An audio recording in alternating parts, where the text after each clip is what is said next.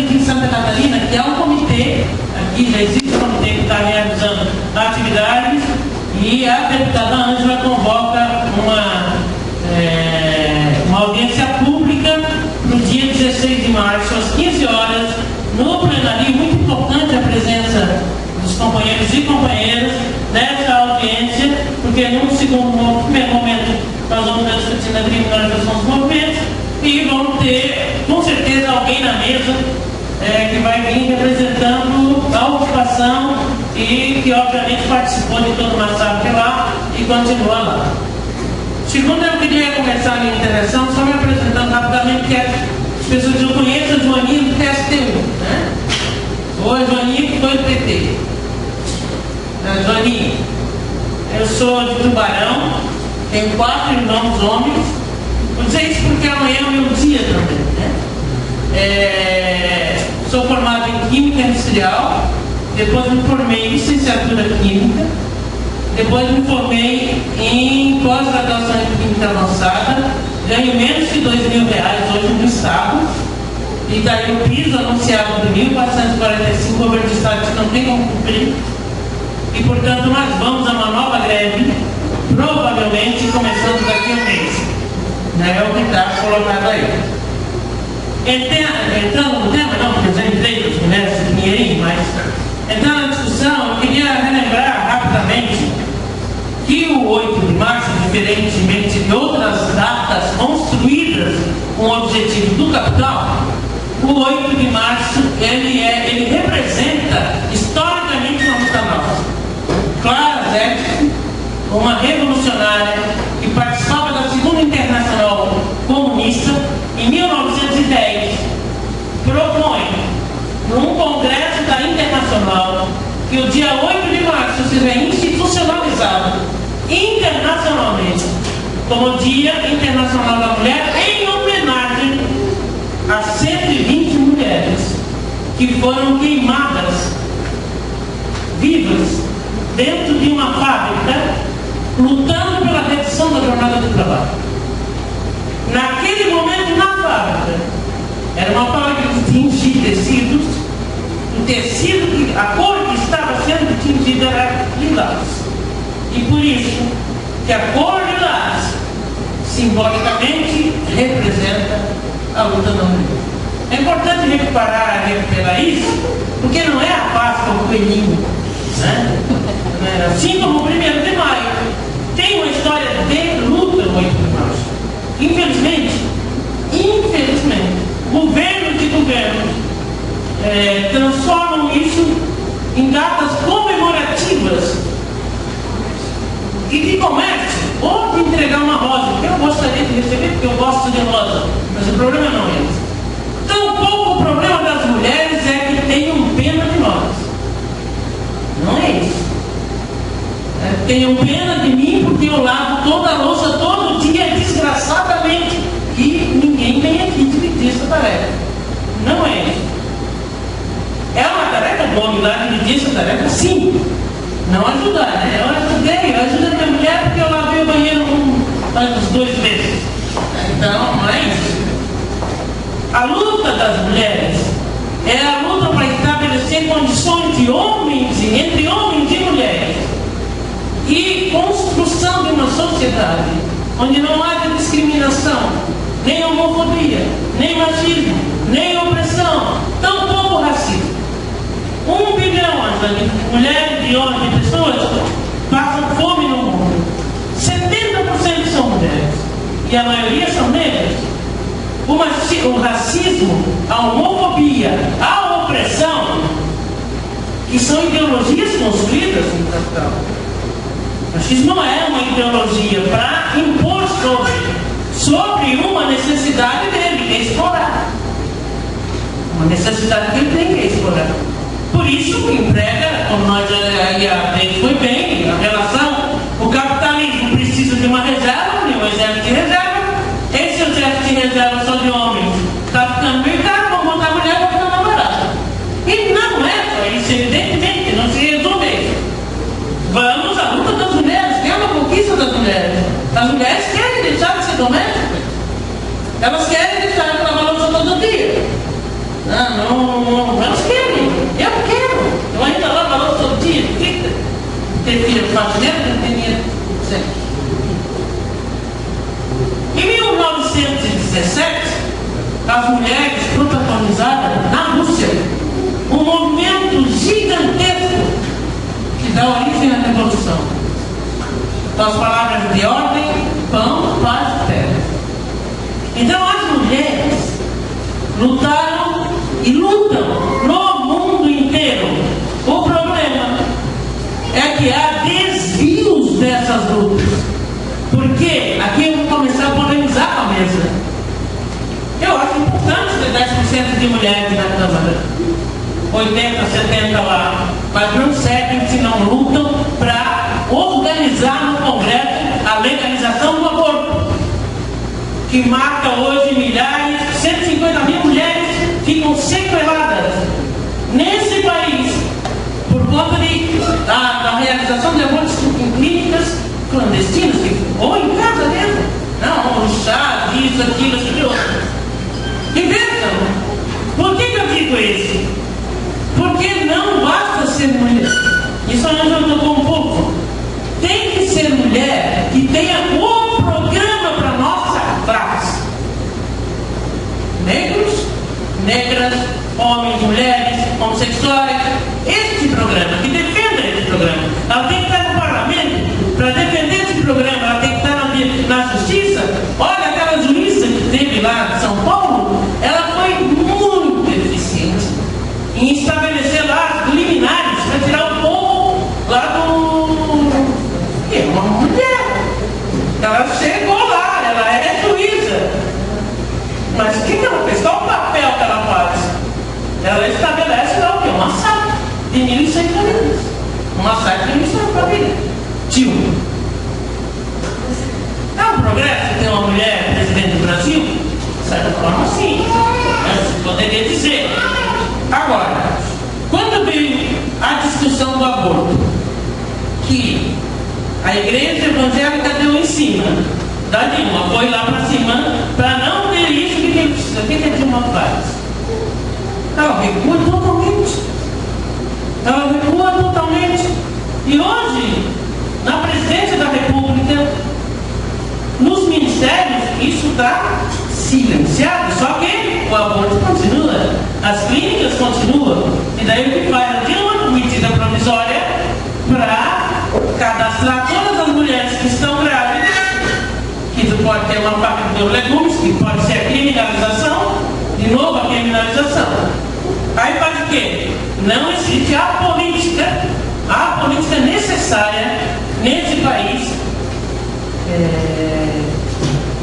Não existe a política necessária nesse país para combater nada das mulheres. Nada, vou afirmar. Nada. A Lei Maria da Penha é um progresso? É progressiva a Lei Maria da Penha? É.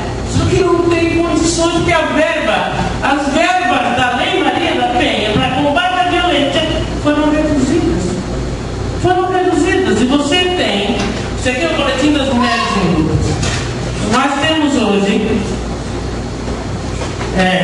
no país, 5.500 municípios.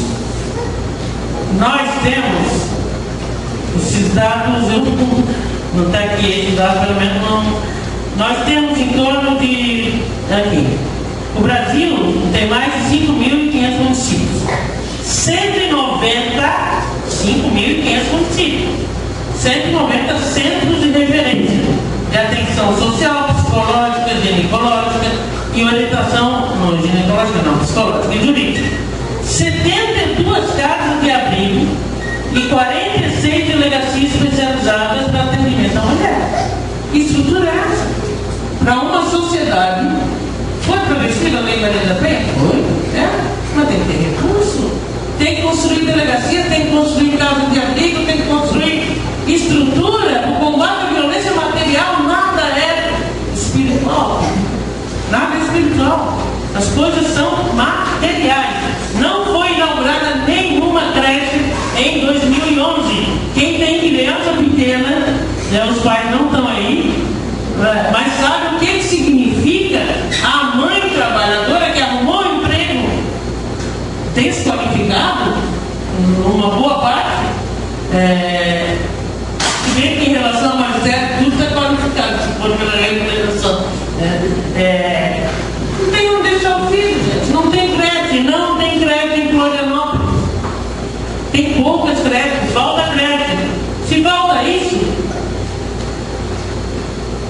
que assistência se dá à mulher. Então, nesse sentido, eu queria dizer, voltando à compreensão, que eu, felizmente, Jaci,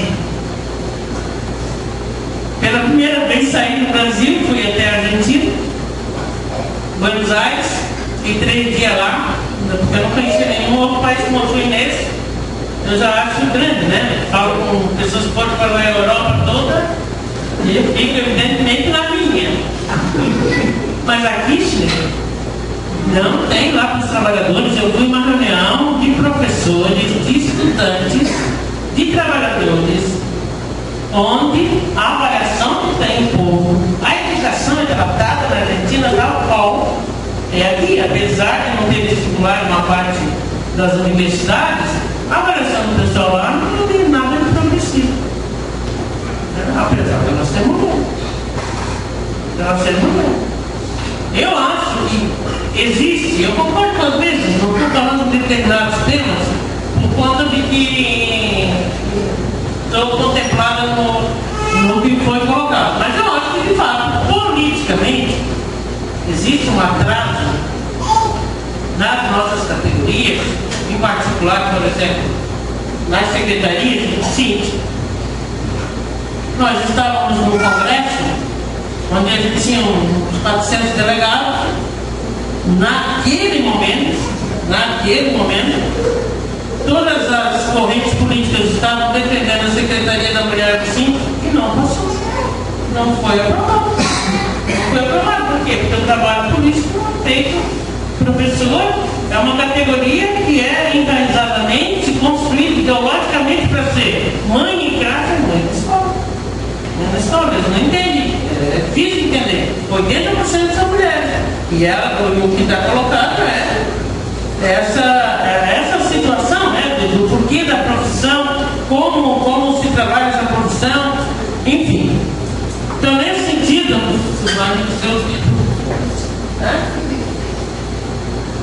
nesse sentido, eu acho muito, nós achamos, né, nós da CSP, nós do PSTU, nós mulheres em luta, nós achamos que todo e qualquer movimento, e essa é uma polêmica, inclusive, que eu tinha com a Marilu, a minha grande amiga, todo e qualquer movimento tem que ter um marco de classe. Vou repetir isso, porque só as mulheres da classe trabalhadora serão capazes de dar um combate até o fim sobre o machismo, contra a opressão, contra a exploração, isso falando pontualmente.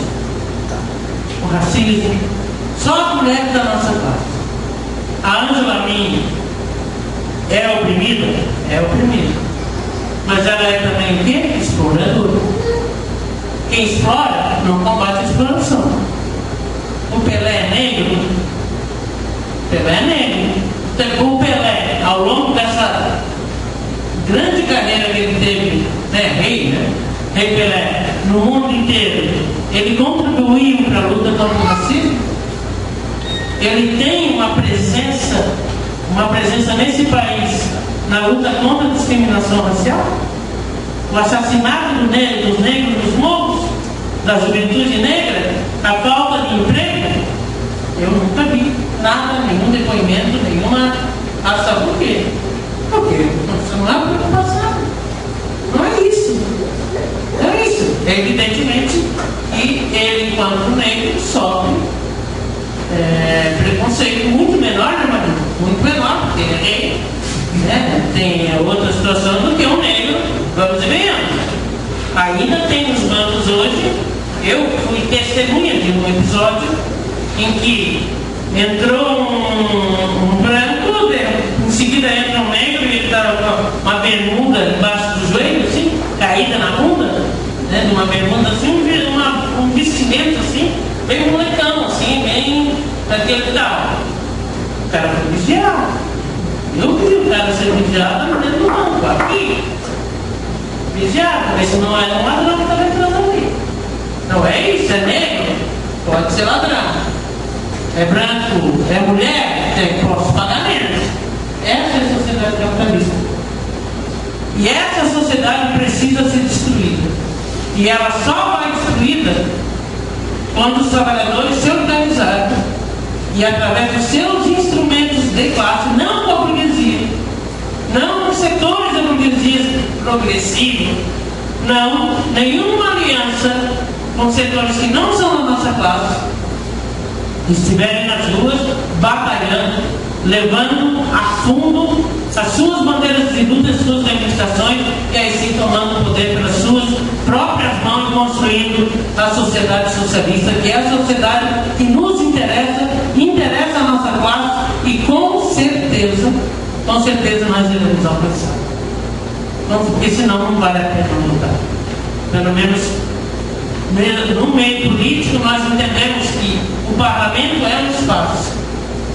É um espaço importante, se o parlamentar for o porta-voz, o interlocutor das lutas da nossa classe. O parlamento serve para isso.